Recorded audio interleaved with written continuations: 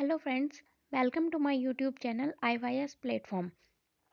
आज के इस वीडियो में हम बात करेंगे ग्राम समाजम विकास के कुछ इंपॉर्टेंट क्वेश्चंस की। तो अगर आपने हमारे चैनल को सब्सक्राइब नहीं किया है तो हमारे चैनल को सब्सक्राइब कीजिए ताकि आने वाले किसी भी वीडियो की नोटिफिकेशन आपको मिलती रहे। चलिए स्टार्ट करते हैं आज की क्लास।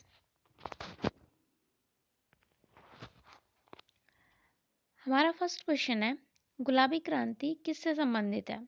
आपके ऑप्शन है ऑप्शन ए आलू उत्पादन, ऑप्शन बी प्याज उत्पादन, ऑप्शन सी झींगा मछली उत्पादन और ऑप्शन डी फल उत्पादन। काफ़ी इजी क्वेश्चन है बट ये इम्पॉर्टेंट है, काफ़ी एग्जाम्स में पूछा जाता है, तो आप जल्दी से इस क्वेश्चन का आंसर दीजिए।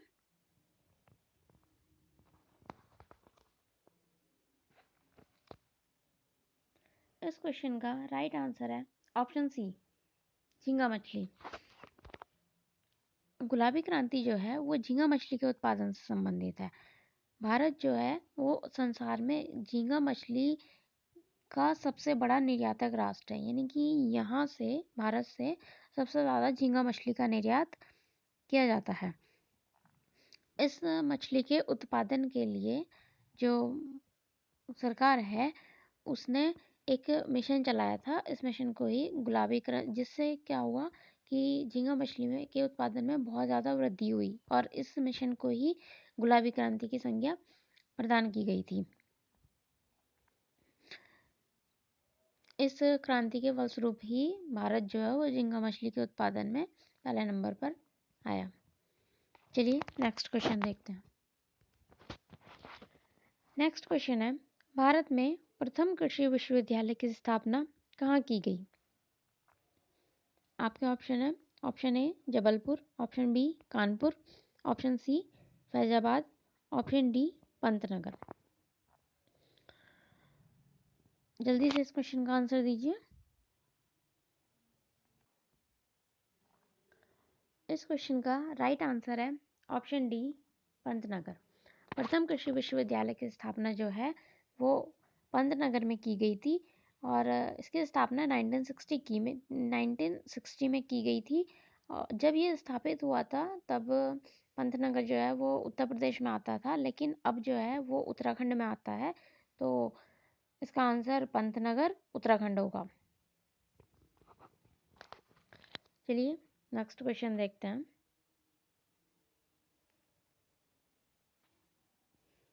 नेक्स्ट क्वेश्चन है, निम्न में से कहाँ किसान पार्क स्थापित किया गया है? आपके ऑप्शन है option A Kanpur, option B Etawah, option C Saharanpur and option D Faizabad. तो आप जल्दी से इस क्वेश्चन का आंसर दीजिए। इस क्वेश्चन का राइट आंसर है ऑप्शन सी सहारनपुर। सहारनपुर जो है वहाँ पे किसान पार्क की स्थापना की गई है। ये क्यों स्थापित किए गए थे? किसान जो हैं उन्हें उनके उत्पादों का, यानी जो कुछ भी वो उत्पादित करते हैं, चाहे वो गेहूँ हो, चावल हो, जौ हो या फिर कोई और फसल हो, तो उन्हें उनके उत्पादों का उचित दाम दिलाने के लिए सरकार ने ये पार्क स्थापित किए थे। और ये पार्क जो है वो हापुड़, लखनऊ, वाराणसी तथा सहारनपुर में स्थापित किए गए हैं। इन्हें आप किसान पार्क या फिर कृषि पार्क भी कह सकते हैं। तो ये चारों शहरों के नाम जो हैं ये इम्पॉर्टेंट हैं, आपको याद होने चाहिए। हापुड़, लखनऊ, वाराणसी तथा सहारनपुर। तो इस क्वेश्चन का राइट आंसर था वो था सहारनपुर। चलिए नेक्स्ट क्वेश्चन देखते हैं। नेक्स्ट क्वेश्चन है, जावो ग्रामीण खेती करने का तरीका कहाँ विद्यमान है? सॉरी ये मिस्टेक हो गया है, ये है कहाँ। आपके ऑप्शन है option A Meghalaya, option B Nagaland, option C Manipur, option D Sikkim. ये सिंपली ये कहना चाह रहे हैं कि खेती जो है जावो नाम से जो खेती की जाती है वो किस स्टेट में की जाती है, आपको उसका नाम बताना है। तो आप जल्दी से इस क्वेश्चन का आंसर दीजिए, ये काफ़ी इंपॉर्टेंट क्वेश्चन है।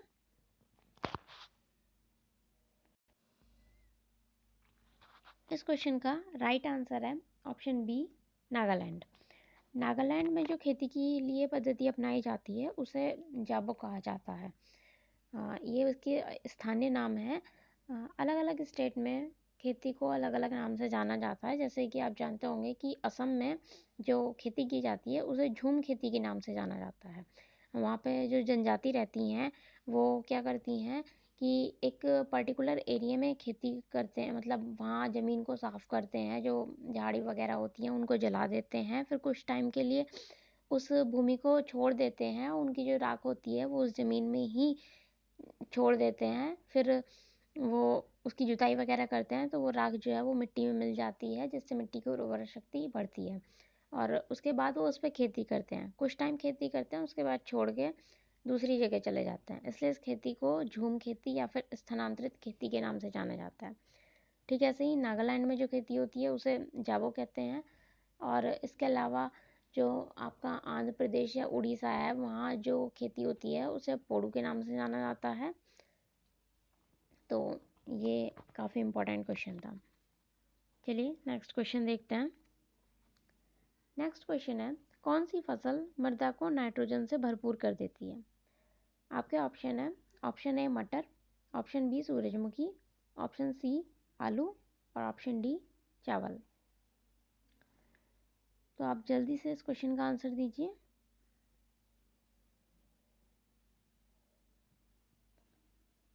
इस क्वेश्चन का राइट आंसर है ऑप्शन ए मटर। मटर जो है वो मिट्टी को नाइट्रोजन से भरपूर कर देती है, यानी नाइट्रोजन की कमी को दूर करने में सहायता करती है। मटर जो है वो एक लेग्यूम फसल है। मैंने आपको पहले भी बताया था कि जितनी भी लेग्यूम फसलें होती हैं ये सब जो हैं वो मिट्टी में नाइट्रोजन की कमी को पूरा करती हैं, या नाइट्रोजन की कमी को पूरा करने के लिए लगाई जाती हैं। इनकी जो जड़ होती हैं उसमें छोटी छोटी जो हैं गांठ टाइप की पाई जाती हैं। उसमें जो है एक राइजोबियम नाम का बैक्टीरिया होता है जो वायुमंडल की नाइट्रोजन का स्थिरीकरण करता है। यानी कि वो जो है बैक्टीरिया राइजोबियम वो वायुमंडल की जो नाइट्रोजन है उसे नाइट्रेट में कन्वर्ट करता है, और फिर पौधे उस नाइट्रेट को जो है वो ग्रहण कर लेते हैं, क्योंकि जो स्वतंत्र रूप में नाइट्रोजन होती है उसे पौधे ग्रहण नहीं कर सकते। और जब वो नाइट्रेट में कन्वर्ट हो जाती है तो पौधे उसे ग्रहण कर लेते हैं, जिससे मिट्टी की उर्वरा शक्ति जो है वो भी बढ़ती है और पौधों की भी ग्रोथ होती है, क्योंकि उन्हें नाइट्रोजन प्रॉपर तरीके से मिल जाता है। तो इस क्वेश्चन का राइट आंसर था मटर। इसके अलावा और भी फसलें हैं, जो फली वाली फसलें हैं वो सब भी लैंग्यूम फसलें कहलाती हैं। जैसे कि मटर हो गया, उड़द हो गया, और भी लोबिया वगैरह, ये जितनी भी फली टाइप की फसलें होती हैं ये सब लैंग्यूम फसलों में आता है। चलिए नेक्स्ट क्वेश्चन देखते हैं। नेक्स्ट क्वेश्चन है, किसके बीज से प्राप्त तेल का उपयोग डीजल के विकल्प के रूप में किया जाता है? आपके ऑप्शन है, ऑप्शन ए सरसों, ऑप्शन बी अलसी, option C jatropha, option D geranium. तो आप जल्दी से इस क्वेश्चन का आंसर दीजिए।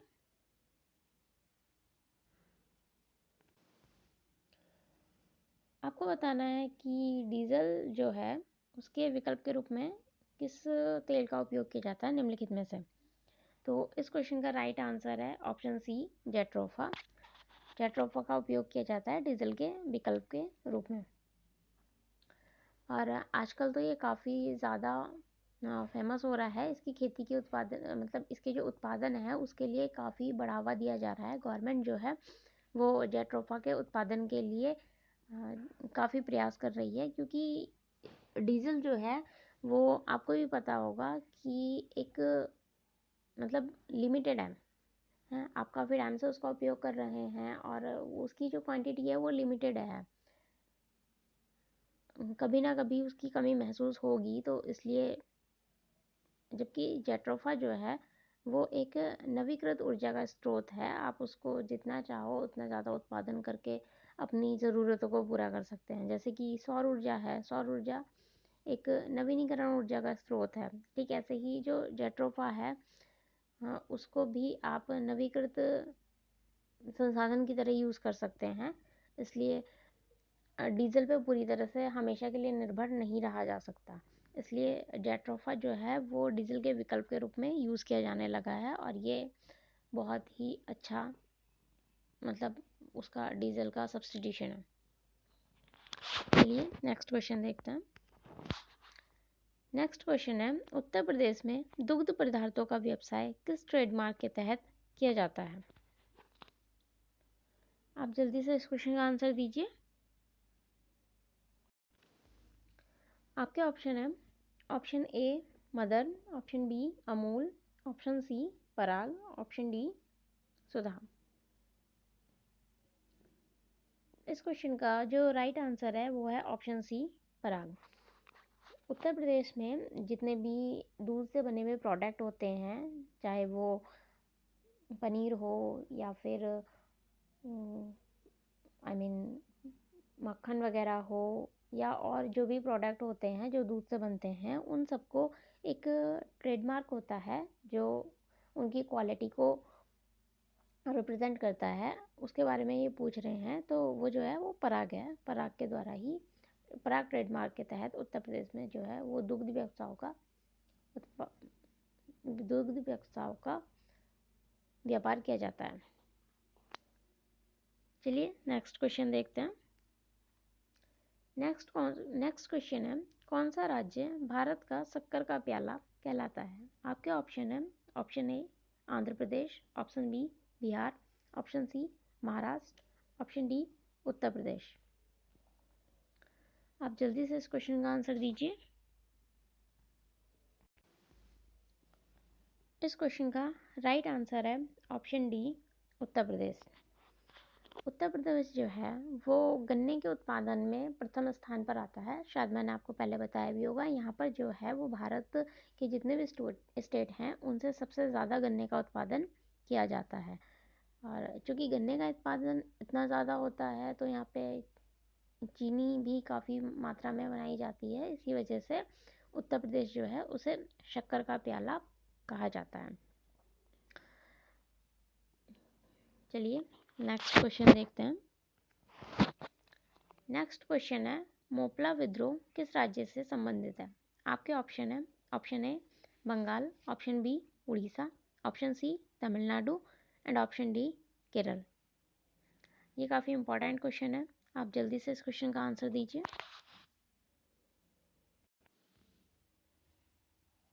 इस क्वेश्चन का राइट आंसर है ऑप्शन डी केरल। मोपला विद्रोह केरल राज्य से संबंधित है। मोपला जो है वो एक जाति है। मोपला केरल के जो मालाबार तट है वहाँ के मुसलमान थे। वहाँ तट के आसपास जो जनजाति टाइप के लोग रहते हैं उन्हें मोपला कहा जाता है। और यहाँ जो है जमींदार से संबंधित जितने भी अधिकार थे वो ज़्यादातर हिंदुओं के हाथ में थे। और ये जो मुसलमान लोग हैं मोपला जाति के, इन लोगों का काफ़ी शोषण होता था। लगान की जो दरें थी वो बहुत ज़्यादा उच्च थी। जिन लोगों के हाथ में थी ये जमींदारी, ये लोग इन मोपला लोगों से बहुत ज़्यादा कर वसूलते थे, यानी कि लगान लेते थे। तो उसका विरोध करने के लिए इन लोगों ने ये मोपला विद्रोह शुरू किया था। तो आपको सिर्फ इतना याद रखना है कि मोपला विद्रोह केरल राज्य से संबंधित है। ये एक किसान विद्रोह था। चलिए नेक्स्ट क्वेश्चन देखते हैं। नेक्स्ट क्वेश्चन है, अफरा रोग किससे संबंधित है? आपके ऑप्शन है, ऑप्शन ए जीवाणु, ऑप्शन बी दूषित आहार, ऑप्शन सी विषाणु एंड ऑप्शन डी कवक। आपको बताना है कि पशुओं में जो अफरा रोग होता है वो निम्न में से किसके द्वारा होता है? तो आप जल्दी से इस क्वेश्चन का आंसर दीजिए। इस क्वेश्चन का राइट आंसर है ऑप्शन बी दूषित आहार। दूषित आहार का सेवन करने से जो पशु होते हैं उनमें अफरा रोग हो जाता है। और ये अफरा रोग किन पशुओं में होता है? तो जुगाली करने वाले जो पशु होते हैं, यानी जो भी पशु जुगाली करते हैं, वो अगर दूषित भोजन का सेवन कर लेते हैं तब ये अफरा रोग होता है। जुगाली क्या होता है? आपने शायद कभी नोटिस किया हो कि कुछ एनिमल्स जो होते हैं वो जब खाना खाते हैं तो पहले खाना पूरा एक साथ जल्दी जल्दी जो है निगल लेते हैं। उसके बाद कुछ टाइम बाद वो उस खाने को वापस लेके आते हैं और धीरे धीरे चबाते रहते हैं। तो ये जो प्रोसेस है उनका, ये प्रोसेस ही जुगाली करना कहलाता है। तो जुगाली करने वाले जितने भी पशु होते हैं उन सब में ये रोग हो जाता है। चलिए नेक्स्ट क्वेश्चन देखते हैं।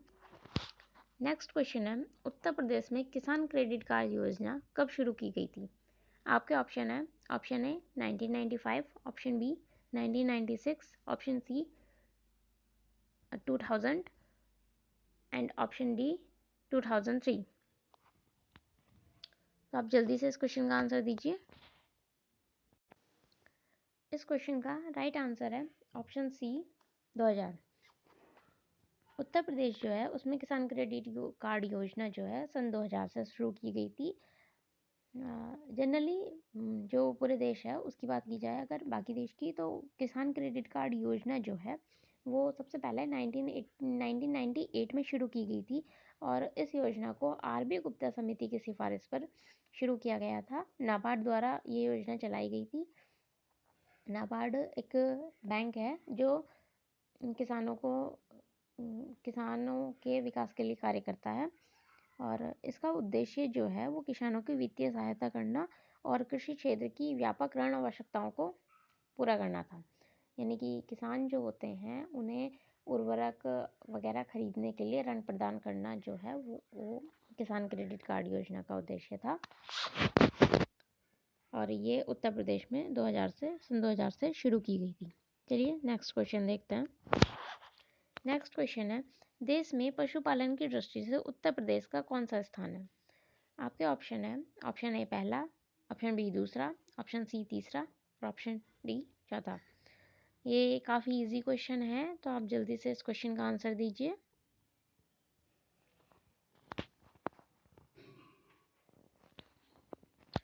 इस क्वेश्चन का राइट आंसर है ऑप्शन ए पहला।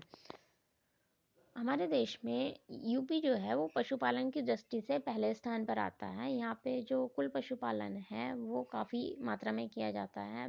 भैंसें ज़्यादातर भैंसें गाय जो हैं वो पालतू पशु के रूप में पाली जाती हैं। इसके अलावा कुछ लोग बकरी और भेड़ वगैरह भी पालते हैं। सूअर भी यहाँ पे पाले जाते हैं।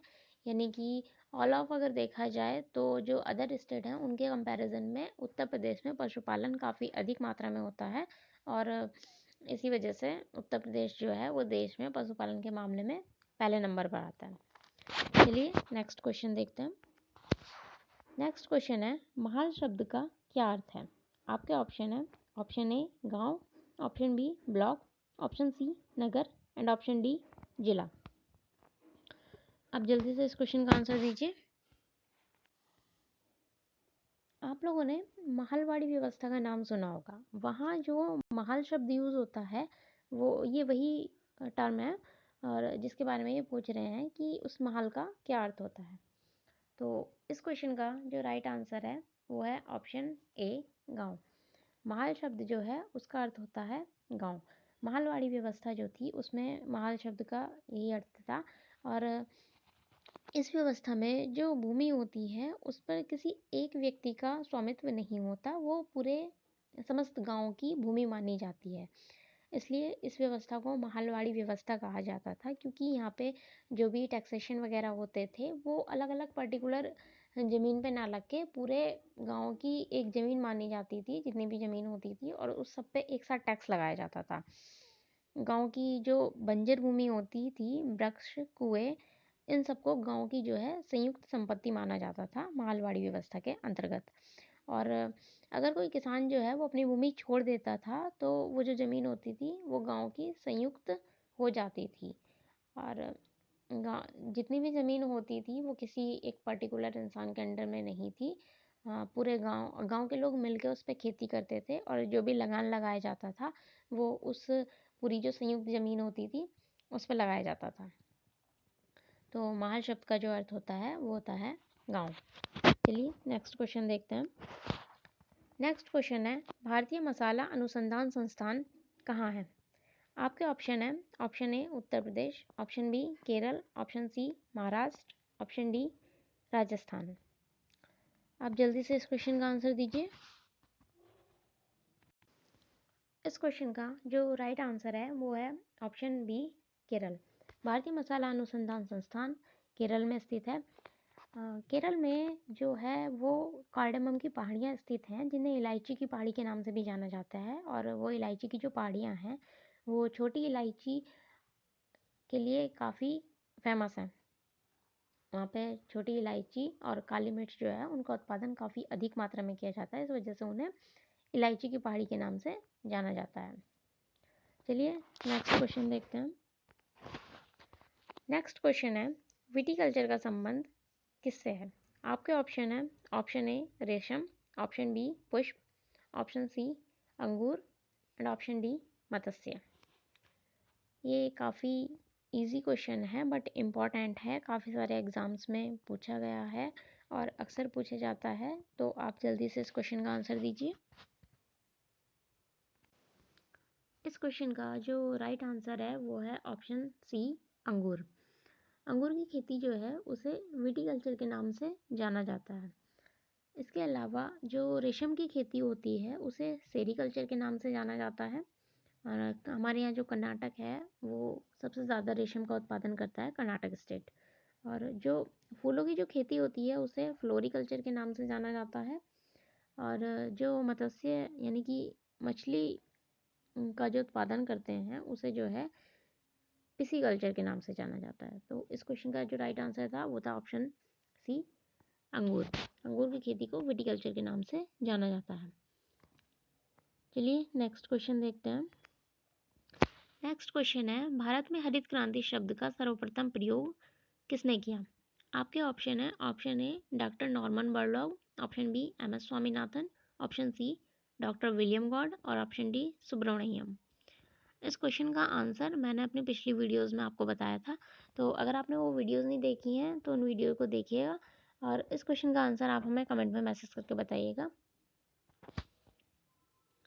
भारत में हरित क्रांति का सर्वप्रथम प्रयोग किसने किया था? इसके साथ साथ भारत में हरित क्रांति का जनक किसे कहा जाता है, ये क्वेश्चन भी आपको बताना है।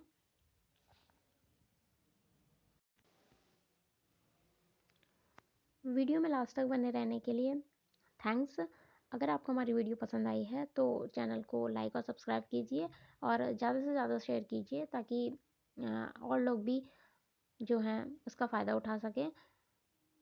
और आप लोग अच्छे से अपनी प्रिपरेशन स्टार्ट कीजिए, क्योंकि लेखपाल का एग्ज़ाम जो है वो कभी भी हो सकता है। अब तो इलेक्शन फिनिश हो ही चुके हैं, तो कभी भी यूपी ट्रिपल एस द्वारा इस चीज़ के लिए घोषणा की जा सकती है। तो आप अच्छे से अपने एग्ज़ाम की प्रिपरेशन कीजिए ताकि आप अपना सिलेक्शन ले सकें। Thank you so much.